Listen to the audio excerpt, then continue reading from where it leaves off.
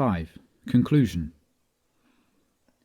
Aristotle called man the rational animal, identifying human beings' ability to reason as their essential defining characteristic. I think this is a mistake. I think man is the imaginative animal. Human beings undoubtedly have the ability to reason, but they also have the ability to imagine that the world is different than it is, and the latter is a far more powerful force. People root for the Chicago Cubs because they can imagine the Cubs winning the World Series, despite all evidence to the contrary. People regularly get married because they can imagine that they will change their obviously incompatible partner into the ideal husband or wife. People devote their time, effort, and money to political campaigns because they can imagine that if only Bill Clinton, or Bob Dole, or George W. Bush, or John Kerry were elected, Washington, D.C. would be transformed into Camelot. And more significantly, people volunteer to fight wars because they can imagine themselves running through a field of machine gun fire unscathed.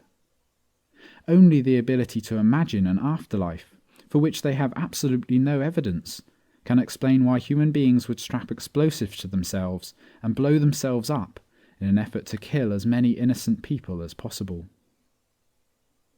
Do you ever wonder why people believed in the divine right of kings, despite the fact that the monarchs of their time were patently not the type of individuals an all-knowing, all-good God would choose to reign over them?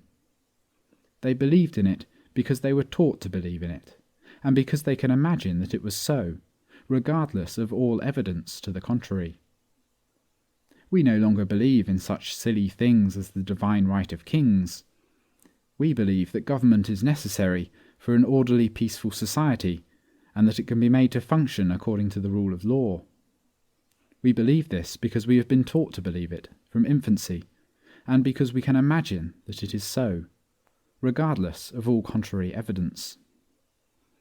One should never underestimate the power of abstract concepts to shape how human beings see the world.